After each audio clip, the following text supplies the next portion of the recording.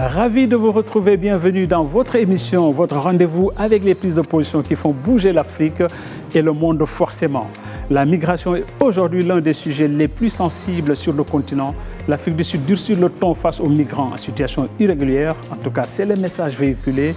La Tunisie, pendant ce temps, refuse d'être le gendarme de l'Europe.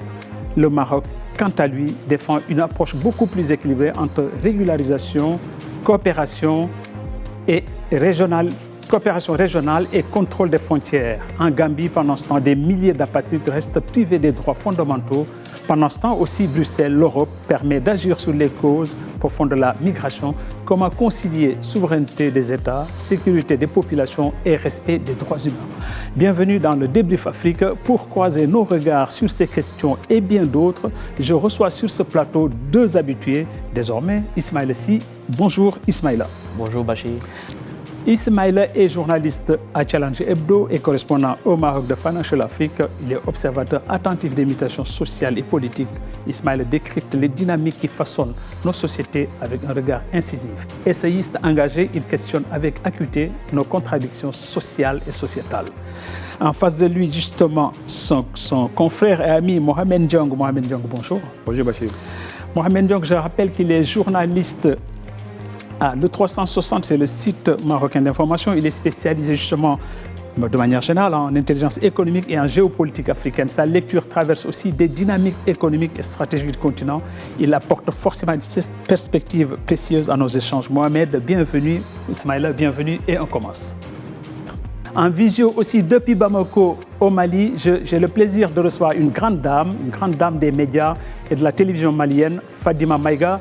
Madame Maïga, bonjour. Bonjour, Monsieur Thiam, deuxième rencontre sur ce plateau. Merci. Fadima Maïga est directrice de Mandé TV, journaliste reconnue et fine observatrice justement des dynamiques africaines. Elle décrypte avec expertise les grands enjeux de politique, économique et sociétaux surtout qui façonnent le continent, pour lesquels elle est revenue de son exil. À travers donc son regard éclairé, elle apportera certainement une analyse approfondie de l'actualité africaine et des tendances qui redessinent son avenir. À tous les trois, bienvenue et sans plus tarder, on va attaquer notre première séquence de débat. L'Afrique du Sud fait face à la montée du sentiment anti-migrant, on va le dire comme ça, qui est illustré par cette déclaration de Hyacinthe Ngobessa Zouma, leaduse du mouvement Marche and Marche, donc marcher et marcher en français. Je vais la citer simplement. Il nous dit que l'idée du 30 juin, donc il y avait une marche le 30 juin passé, c'était pour que les personnes en situation irrégulière quittent volontairement le pays, donc les migrants. Les Sud-Africains ne sont pas disposés à vivre avec des personnes dont ils ignorent si elles sont ici illégalement ou pas. Donc la question, mes chers invités, c'est de savoir, on est dans une situation de politique d'immigration simplement. Est-ce que c'est à la société civile de prendre le pouvoir pour en parler ou à la politique d'en parler? Je me tourne vers vous, Mohamed Ndiong. Alors, je pense qu'en fait, la déclaration de Mme Zouma, en fait, est révélatrice en fait, du malaise en Afrique, globalement, sur la question migratoire.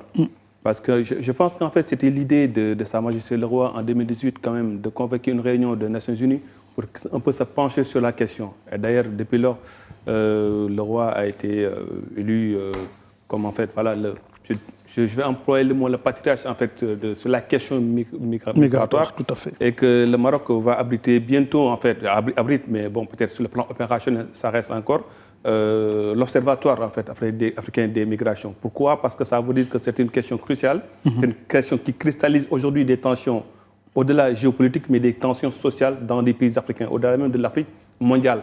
Parce que si on regarde en fait la relation Afrique-Europe, États-Unis, Amérique latine, même au niveau même du Moyen-Orient aussi, vraiment c'est une question globale sur laquelle en fait le monde aujourd'hui doit se pencher avec sérieux. C'est la même question que la crise humanitaire, la crise énergétique, la crise en fait sécuritaire. Mais en fait, si on revient en Afrique par rapport à la question en fait objectivement sur l'Afrique du Sud, c'est aussi une conséquence, parce que depuis 2008, en fait, il y avait une tentation un peu de pousser les migrants à sortir du pays.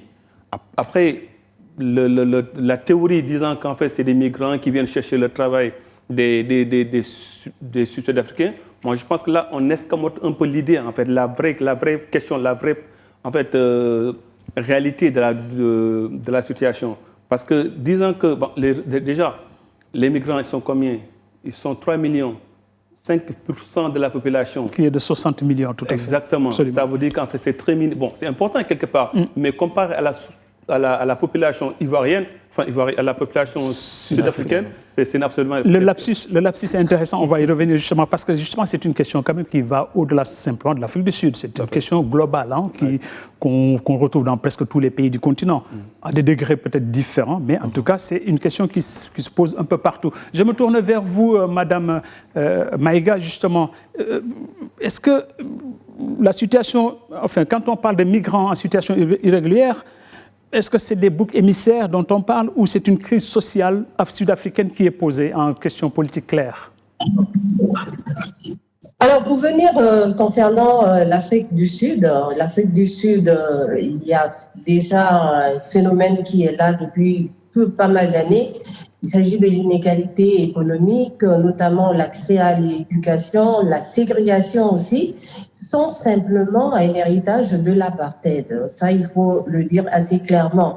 Le chômage endémique qui sévit en Afrique du Sud et même dans pas mal de pays africains pour globaliser tous ces aspects-là. Quand on voit qu'en Afrique du Sud, on a un chômage de plus de 32% de la population active, où 50% sont touchés surtout par les jeunes entre 15 et 24 ans, je trouve que c'est un détournement véritable du problème de fond. Le problème de fond, c'est quoi? C'est notamment les politiques qui sont notamment menées dans nos pays en Afrique. Et puis, je pense qu'il faudrait vraiment prendre les problèmes à bras le corps, problèmes de gouvernance, comme problème de pauvreté, hein, de précarité même de ces populations-là.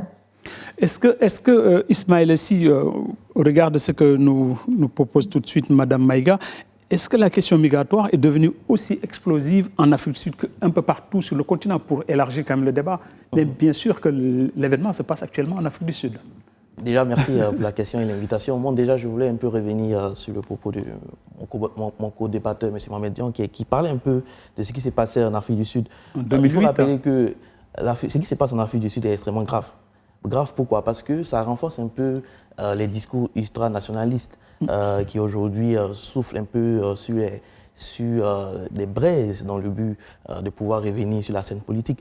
Et aujourd'hui, il faut rappeler que tous ces mouvements de xénophobie en Afrique du Sud sont derrière, je vais dire, attisés par des hommes politiques. Donc c'est piloté de loin par des politiques et financé même parfois. C'est ça, je parle ici du président, de l'ex-président Jacob Zuma, qui aujourd'hui veut revenir aux affaires. Et selon certains écrits, ce dernier est derrière un peu ce qui se passe. Et il faut rappeler que cette Bien haine, sûr, il n'a pas été prouvé qu'il finance, mais on soupçonne qu'il financerait derrière. Qu'il finance. Ouais. Il faut rappeler que cette haine aujourd'hui qui prévaut en Afrique du Sud, comme l'a rappelé Mme Maïga, est le substrat d'une véritable problématique qui est aujourd'hui le fait que la gouvernance est ratée. C'est-à-dire qu'il y a des problèmes de chômage, il y a des problèmes d'inflation et c'est des pauvres qui se lèvent contre des pauvres. Normalement, pour moi, le combat, c'est que les pauvres attaquent les plus riches. Donc, dans un pays où une minorité blanche a dominé une grande majorité noire, quand on voit que cette grande minorité-là se retourner contre leurs semblables, pour moi, aujourd'hui, ça interroge sur le véritable sens de l'Ubuntu qui a été porté par M. Mandela.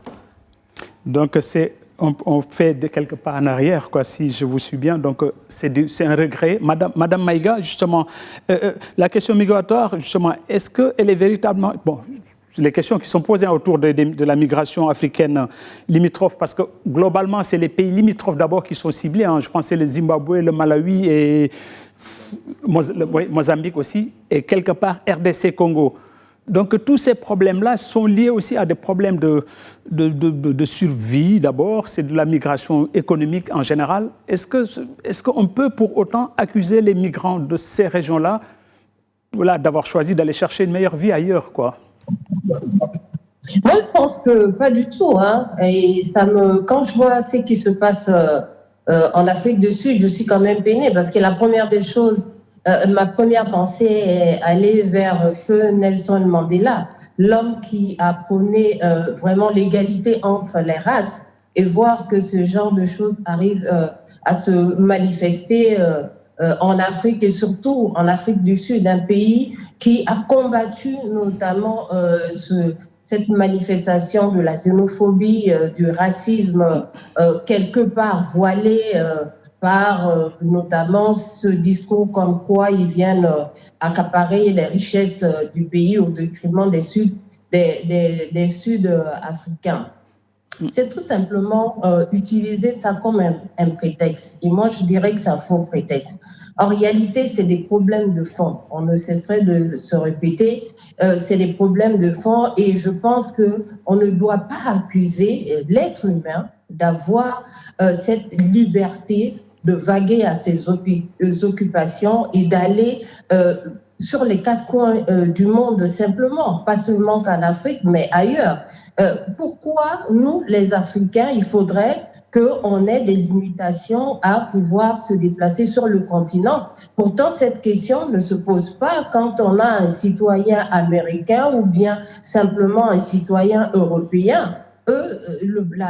La problématique n'est nettement pas visible à leur endroit. Pour moi, je trouve qu'un migrant, c'est vrai que le choix serait d'aller en migration de manière régulière, mais si ce n'est pas possible, que souvent ils sont un peu menés à aller chercher le mieux vivre ailleurs, j'estime qu'ils ont pleinement le droit de pouvoir le faire. Et puis, pour beaucoup même, c'est cet aspect aussi, on a du mal à le dire, il y a beaucoup qui partent de manière irrégulière, mais arrivés sur le territoire, ils font tout pour pouvoir être réguliers au niveau du territoire national. Et ça, on n'en parle pas beaucoup. On voit le pauvre migrant avec son baluchon qui s'en va et qui souvent n'apporte pas grand-chose. Mais pourtant, il faudrait se tromper. Les migrants dans chaque pays, en Afrique, dans le monde entier, je dirais, apportent quelque chose à ce pays-là.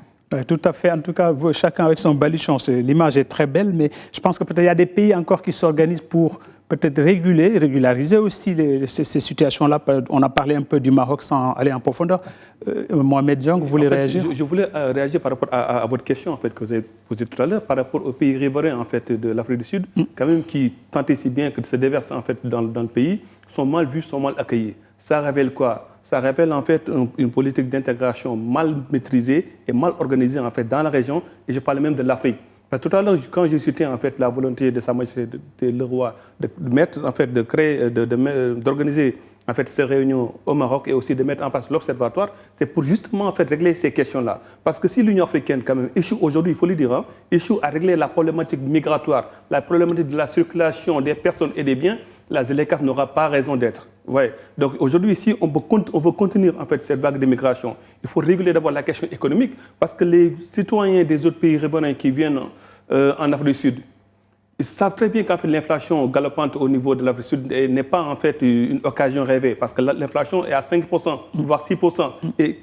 compte tenu aujourd'hui de la crise au Moyen-Orient, ça peut aller jusqu'à 7-8%. Ça veut dire que les inégalités vont augmenter, la pression économique va augmenter. Et si maintenant les organisations régionales, l'Union africaine ne trouvent pas de solution de parade aujourd'hui pour stabiliser les prix, régler la question de la circulation des personnes et des biens, je pense que c'est une question qui va aller de mal en pis. D'où maintenant que l'Union africaine, malheureusement, on ne l'a pas entendu jusqu'à présent sur cette question. Justement. Et malheureusement, comme l'a dit Madame Maïga, Maïga tout à l'heure, l'Union africaine, sur ce genre de questions, s'en saisisse et organise immédiatement une réunion pour voir exactement quelle riposte apporter quand même à cette problématique. Parce que les Ghanéens comme les Nigériens aujourd'hui sont mal à l'aise. Et on voit sur les réseaux sociaux qu'il y a des Nigériens, il y a des Ghanéens qui appellent en fait à des représailles. Ça veut dire quoi? Que si les politiques échouent à régler ces problèmes-là, ça peut aller en fait prendre des dimensions très inquiétantes et qui n'est pas bon quand même pour l'Union africaine. Justement, on va rester sur la prise de position politique justement pour passer à la deuxième citation. Ismaël, je vais vous interpeller sur ça.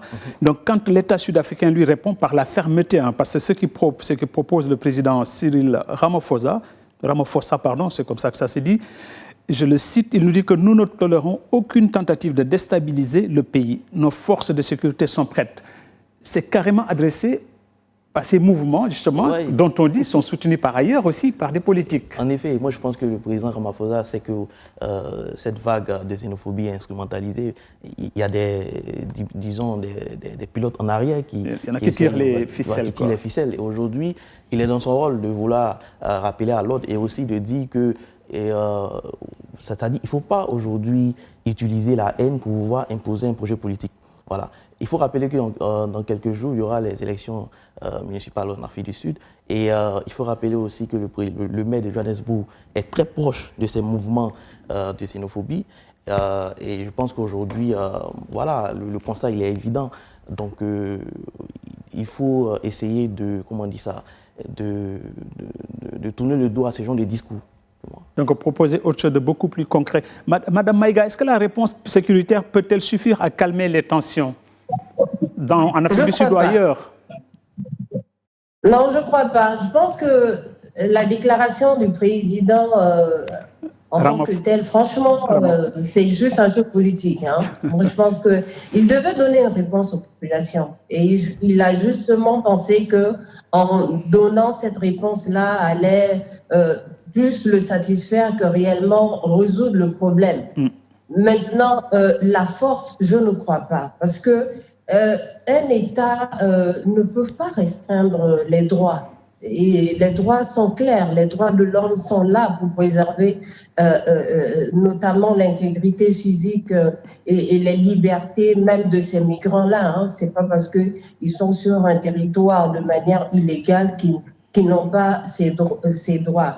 Je pense que moi, à mon avis, vraiment, il y a un des confrères, des co-débatteurs qui a souligné notamment l'intervention de l'Union africaine. L'Union africaine, jusqu'à aujourd'hui, elle n'a pas vraiment arrivé à trouver des solutions à ces problèmes, notamment très profonds. Je pense que le président, dans un premier temps, je ne sais pas si cet aspect m'a échappé, aurait dû déjà proposer une rencontre avec ce mouvement, ces leaders de mouvement, trouver une rencontre et puis pour donner une certaine, surtout un apaisement et puis d'aller sur un protocole à pouvoir aller notamment avec une certaine douceur et préserver l'intégrité et puis la sécurité de ces migrants. Maintenant, la réponse, elle saute à nos yeux. Hein. Est-ce que cette décision de l'État sud-africain a été notamment très satisfaisante? Je ne crois pas, parce que malgré la sortie du président, on a vu cette vague assez énorme des populations qui ont au contraire doublé de volume jusqu'à cette date du 30 juin, qui a été vraiment une vague assez déferlante sur les rues de Bamako. On a même vu aussi les forces de l'ordre sud-africaines complètement un peu perdues, ne pouvant que essayer d'apaiser la tension au niveau des manifestants. Donc, je ne crois pas que ce soit réellement une réelle solution à ce problème qui est très profond.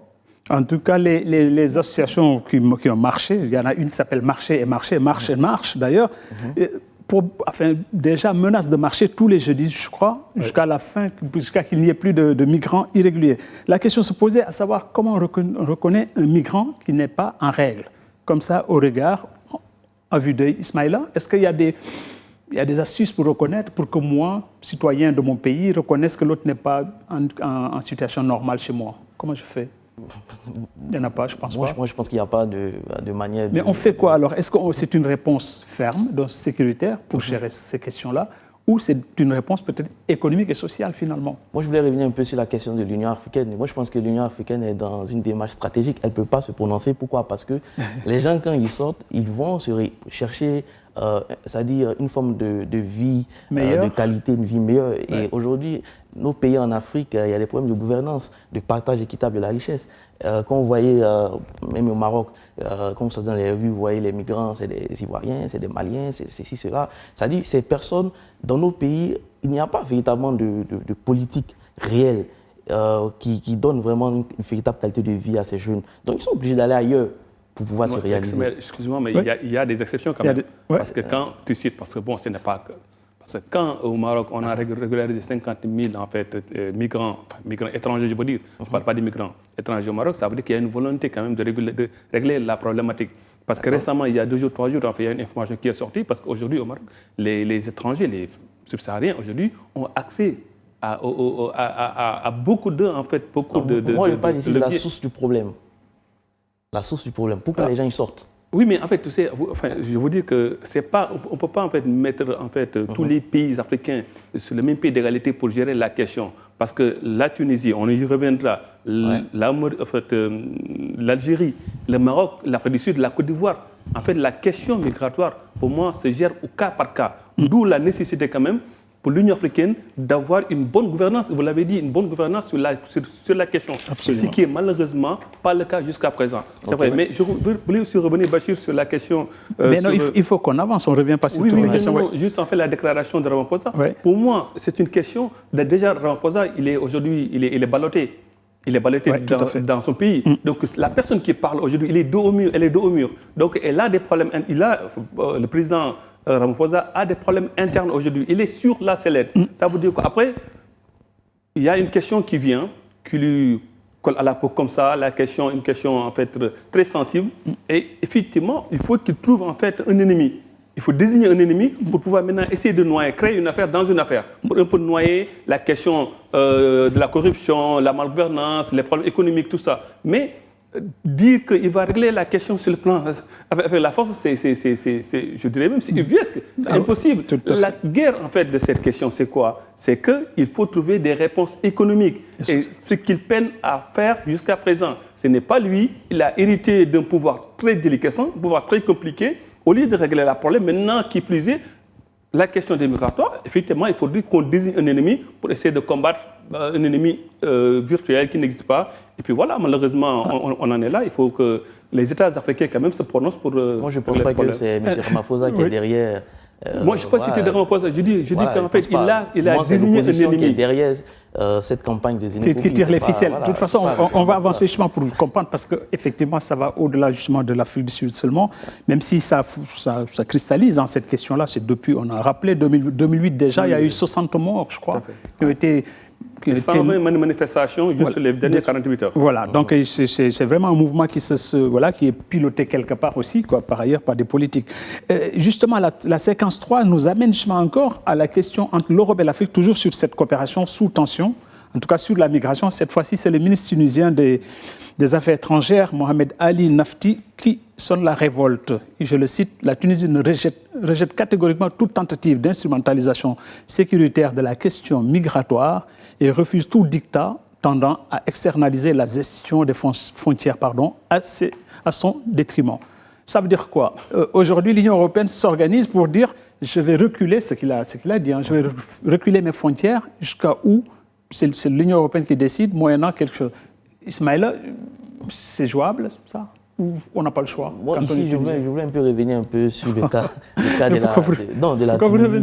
Revenir un peu sur le cas de la Tunisie, parce que pour moi, la Tunisie, depuis quelque temps, on voit un peu des vagues de haine contre les migrants. Les migrants, absolument. Et en Afrique du Nord, ce pays, en tout cas, se distingue par son hostilité vis-à-vis de ces migrants qui passent par son territoire pour atteindre les côtes européennes. Aujourd'hui, il faut expliquer que le président Kais Saied, lorsqu'il est arrivé, il a trouvé un pays quand même en déliquescence sur le plan économique. Et pour moi, aujourd'hui, la question de mettre toute la problématique, toute la misère de la Tunisie sur le migrant, qui aujourd'hui prend les postes des Tunisiens, qui est la cible. Donc moi, je pense qu'aujourd'hui, c'est une façon de faire diversion. De faire diversion comme en Afrique du Sud. C'est ce qu'il disait, Mohamed. Ouais, et l'autre problématique pour moi aujourd'hui, par rapport à la Tunisie, moi je pense que les pays africains doivent se regarder dans la glace. La question de la migration, pour moi, les véritables causes viennent des différents pays, des responsables. Aujourd'hui, quand, par exemple, en Côte d'Ivoire ou dans certains pays de l'Afrique de l'Ouest, on n'arrive pas à créer le minimum vital, c'est normal que des gens prennent des barques et partent affronter 7 mètres de vagues. Donc je pense qu'il y a un véritable problème de gouvernance qu'il faut regarder sans hypocrisie. Et aussi, il faut aussi se mettre à la place des pays comme le Maroc, des pays comme la Tunisie, des pays comme l'Algérie, qui sont un peu envahis parce que ce n'est pas à eux de faire le travail des autres. Tout à fait. Je rappelle quand même, c'est important parce que vous citez 2 fois la Côte d'Ivoire, c'est votre pays d'abord, et vous le citez en exemple justement, mais ce n'est pas que la Côte d'Ivoire encore, c'est presque tous les pays qui sont confrontés à ce problème. Madame Maïga, est-ce que la Tunisie refuse-t-elle de faire le sale boulot de l'Europe sur les migrants? Est-ce qu'on peut le voir comme ça ou c'est plutôt encore politique? Moi, je pense que c'est encore politique, hein. C'est même politique et financier. Ça, tout le monde le sait très bien.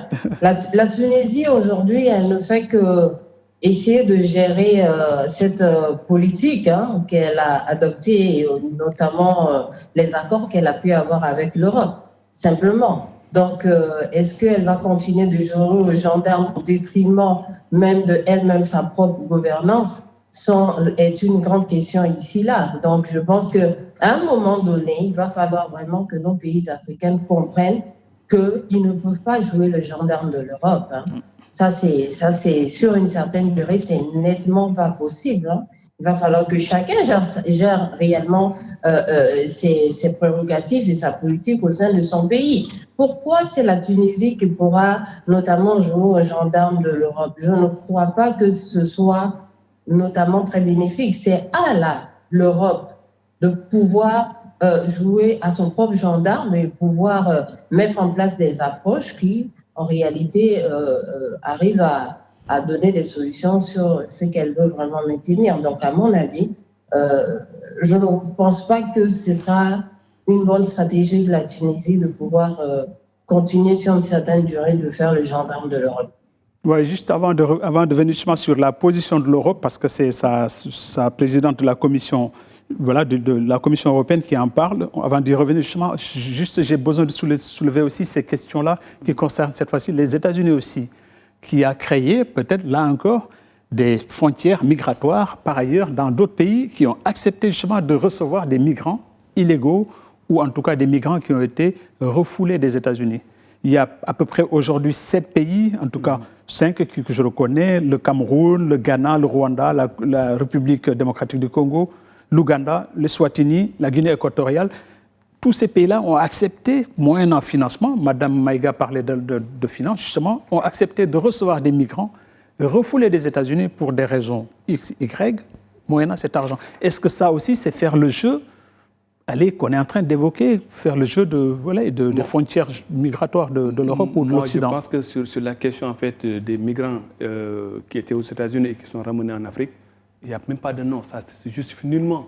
Parce que quand on parle des Colombiens, des Portoricains, des Sud-Américains qu'on amène en Afrique, ça ne se justifie pas. Ça veut dire quoi? Ça veut dire qu'aujourd'hui, au niveau des pays africains, les gens ne savent même pas ce qu'ils font. Et pour moi, il y a une irresponsabilité politique que certains dirigeants font. Parce que sur cette question, moi, j'aurais bien compris qu'il y a certains Africains qui refusent de donner son identité, on le fait débarquer dans un autre pays. Il n'y a pas de souci pour ça. Et la question identitaire n'est pas loin. Mais si on amène un Sud-Africain, un Syrien ou bien une autre nationalité qui est hors du continent dans ce pays africain, c'est le président ou bien, qui fait ça, bon, il n'y a même pas de mots. Et d'ailleurs, sur la question, au lieu que ce soit en fait un président qui décide, moi je pense que c'est des questions qu'on doit soumettre en fait au Parlement de ces pays pour quand même se prononcer. Ça veut dire que ça pourrait que demain éviter des soulèvements populaires ou bien des chasses à l'homme. Parce que si le président prend une seule décision sur la base de pression, ça peut aussi de pression politique, de pression économique ou bien aussi, même voilà, de levier diplomatique pour quand même enjamber sur autre chose, parce que ça se fait comme ça.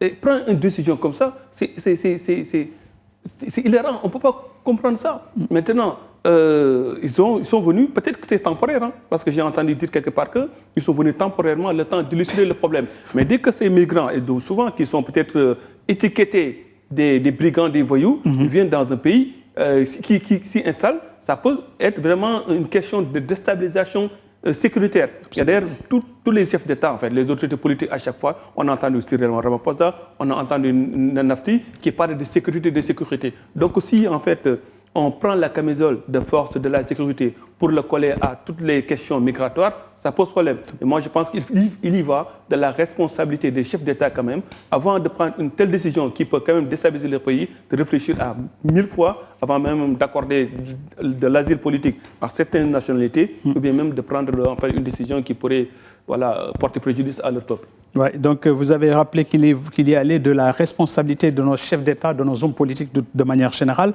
Donc de l'Union africaine, Madame Maïga, quel pourrait être le rôle de l'Union africaine? On a évoqué l'Union africaine, mais sans peut-être trop développer. Mais quel rôle pourrait jouer l'Union africaine pour justement entrer en jeu dans ces questions qui se posent? Bon, je pense que l'Union africaine, le rôle, elle peut jouer deux rôles ici. C'est de vraiment jouer un pan, de jouer le rôle de l'intermédiaire entre ces pays européens et puis notamment ces pays africains qui ont notamment opté pour pouvoir jouer ce rôle de gendarme. Mais je pense que l'Union africaine, à un moment donné, elle doit vraiment poser le problème sur la table, convier tous les pays et puis pouvoir en débattre et aller de l'avant sur cette question-là.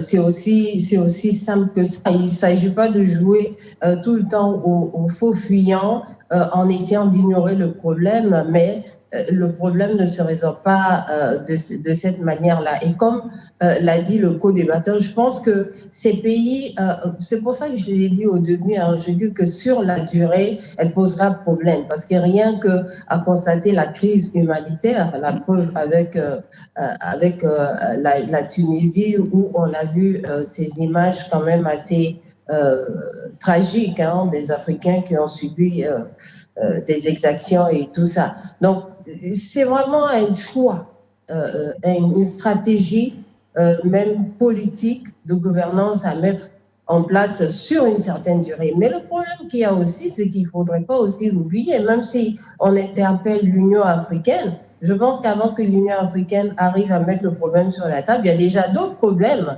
qui touchent énormément nos pays africains. Et ça aussi, ce sont des équations qu'il va falloir ajouter à l'équation initiale concernant la migration.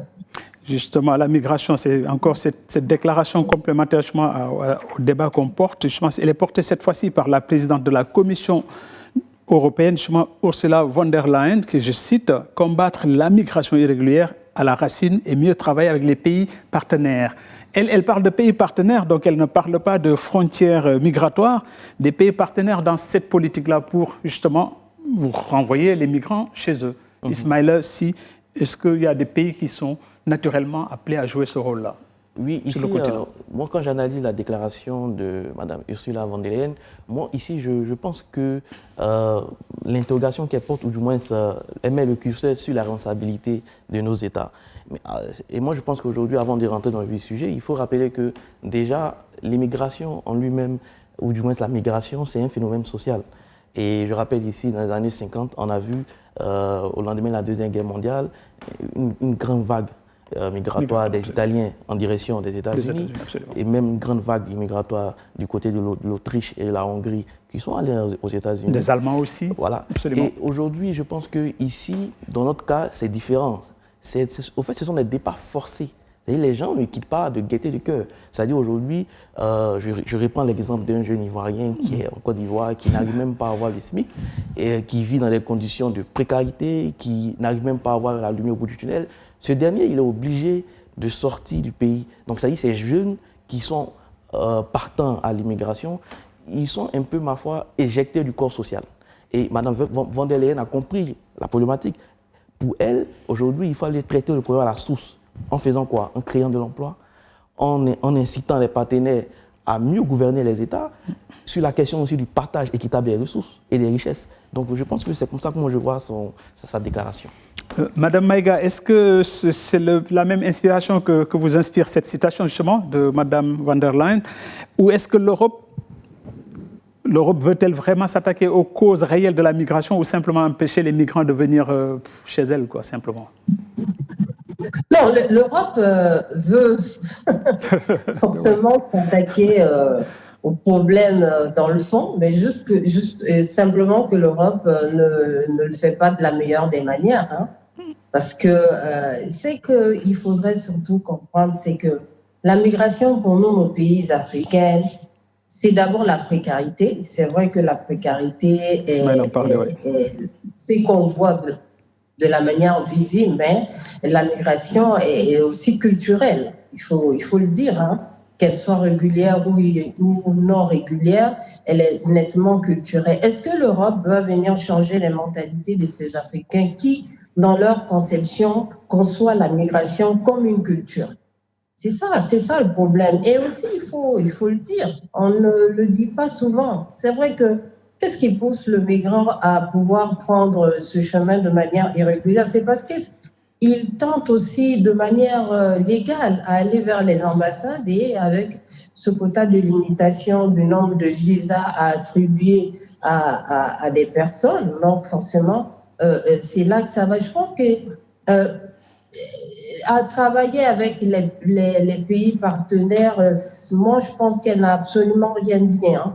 Il faut travailler avec tous les pays simplement, hein, qu'ils soient partenaires. Partenaires pourquoi? Partenaires pour pouvoir retenir les migrants au sein de leur territoire et faire en sorte qu'ils soient découragés, comme on le voit avec la Libye.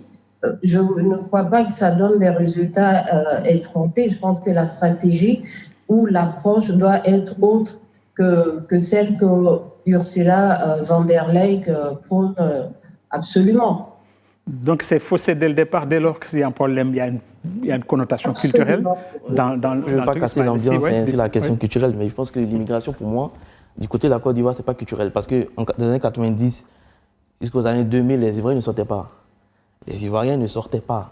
Parce qu'on avait un président qui se souciait des Ivoiriens. Après la mort de Houphouët-Boigny, à partir du coup d'État de 96, voilà comment les Ivoiriens ont commencé à sortir du territoire. Donc je pense qu'à un moment donné, c'est bien de dire que c'est culturel, mais la majeure partie des gens qui sortent, ils sortent parce qu'ils n'ont pas mieux à la maison. Absolument. Peut-être ça aussi, c'est une autre lecture. Monsieur Diong, est-ce que les accords migratoires sont équilibrés, à votre avis? Parce qu'il y a des accords quand même, hein? Oui, en fait, moi je pense que ça dépend. Ça dépend de la position se trouvant. Parce que si on est un État européen et qu'on donne en fait une subvention à certains États pour les aider, en fait. Parce que la question, c'est quoi? C'est les partenaires. C'est des pays qui répondent aux critères pour accéder au financement, pour accéder aux appuis logistiques, techniques, pour un peu lutter contre la migration. Et ces appuis, c'est quoi? C'est parce que quand même, l'Union européenne, ce n'est pas que remonter les frontières en Afrique. L'Union européenne aussi finance des pays africains à contenir en fait les migrants chez eux. En quoi faisant? En leur donnant des subventions pour la création d'emplois, pour des formations, pour beaucoup de choses. Et maintenant, si ces montants, cet argent, ce financement a été dévoyé en fait de son objectif, effectivement, ça crée une vague d'immigration. Et donc, quand Ursula von der Leyen parle de partenaires, c'est des pays qui répondent à des critères d'éligibilité de financement, parce que quand même, comme l'a dit Mme Maïga, migrants irréguliers, pour moi, c'est un terme un peu galvaudé, quoi. Parce que tous les migrants qui partent, en fait, ils partent pour une raison ou pour une autre. Migrants économiques, migrants de droits humains, parce qu'il y a des gens qui sont persécutés chez eux, qui ne peuvent pas rester, d'autres qui, pour un mieux-être, partent. Et donc, sur cette question-là, et d'ailleurs, je fais juste une petite parenthèse pour dire qu'en Afrique, d'ici 2050, il y aura 300 millions de migrants à l'intérieur du continent, et ce seront des migrants climatiques.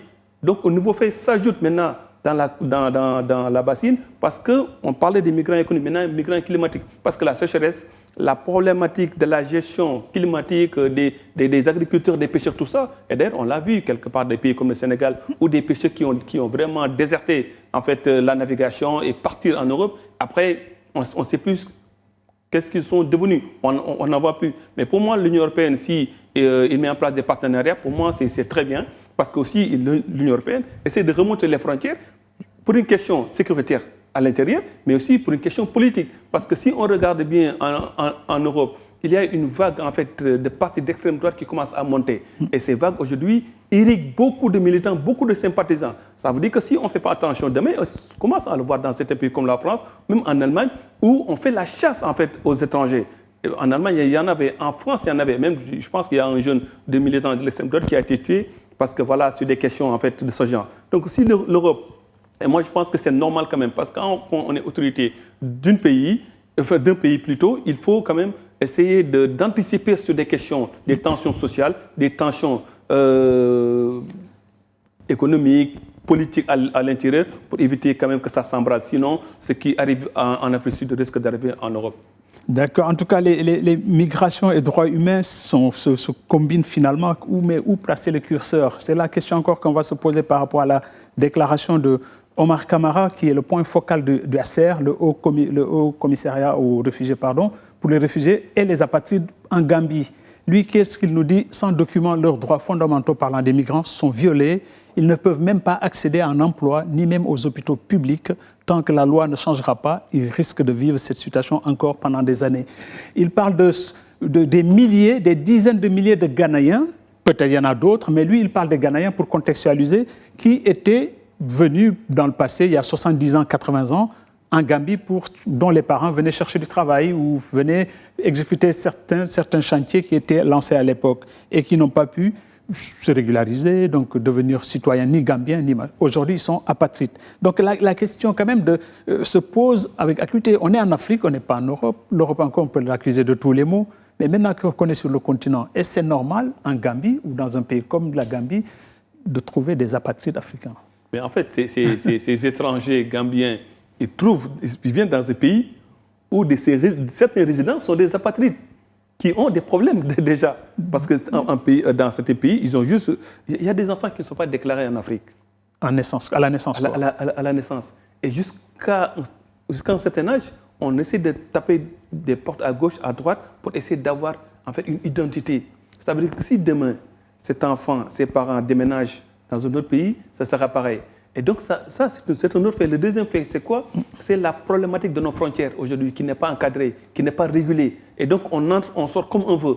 Et donc du coup, quand on vient, je ne veux pas stigmatiser une communauté, mais il y a des pays où les frontières sont très poreuses en fait. Ah, on vient, on entre, on cherche la nationalité ici, ça on ne trouve pas, on va ailleurs, on ne trouve pas. Et donc on entre immédiatement dans un cercle très compliqué. D'où la problématique de la gouvernance de nos États, pour voir exactement, dans nos pays d'abord, avant que les étrangers ne viennent, pour avoir des papiers, une régulation, il faut que ces résidents, ces autochtones, quand même, soient reconnus. Absolument. Et ce qui pose problème dans nos pays, malheureusement. La question, en tout cas, se pose. Madame Maïga, est-ce que les questions de l'apatridie est-elle un angle mort des politiques africaines de manière générale? Des politiques publiques, bien sûr. On prend l'exemple du Mali. Est-ce un angle mort? Est-ce que vous avez ces problèmes-là au Mali? Bien sûr. On a ces problèmes au Mali, mais je crois qu'il y a quand même eu des mécanismes pour pouvoir absorber le plus que possible ces situations d'apathie, parce qu'on sait que pour le Mali qui est en crise, il y a eu beaucoup de mouvances et souvent ces populations, quand ils se déplacent, il y a des enfants, des femmes enceintes et tout, et quand elles accouchent en cours de chemin, forcément, elles sont un peu désorientées pour pouvoir faire la paperasse toutes les démarches administratives pour que l'enfant soit juridiquement reconnu. Voilà, maintenant, cette situation d'apatride, quand même, c'est clair que ça ressort une certaine vulnérabilité, un manque d'accès aux droits pour la personne. Et si un pays se retrouve avec une certaine catégorie de population qui n'ont pas leurs droits, donc ça renforce notamment la faiblesse sur le plan de gouvernance du pays simplement.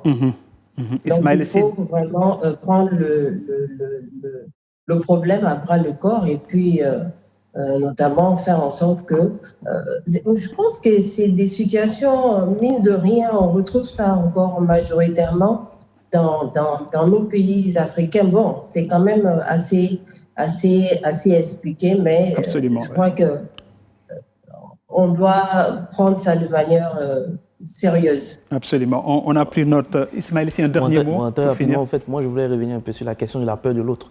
En Afrique, dans nos pays, par exemple, des pays comme la Côte d'Ivoire ou même le Mali, le Burkina Faso, mais plus précisément la Côte d'Ivoire, on a, dans les années 2000, il y a eu une grande vague de Burkinabés qui sont venus s'installer dans nos pays et il y a eu une xénophobie cachée. C'est vrai qu'aujourd'hui, on critique l'Afrique du Sud, mais dans nos différents pays, au fait, ça soulève aussi la question de la solidarité africaine. C'est-à-dire qu'aujourd'hui, en Afrique, on n'a pas cette solidarité-là vis-à-vis de l'autre. Et je pense que c'est ce qui justifie un peu le fait qu'on n'arrive pas à toujours incorporer disons, ces étrangers, ou du moins ces venus d'ailleurs dans nos différentes sociétés. Je vous promets qu'on reviendra sur ces questions-là. Madame Maïga, en tout cas, je vous remercie sincèrement depuis Bamako où vous intervenez. Merci beaucoup pour votre éclairage. Merci.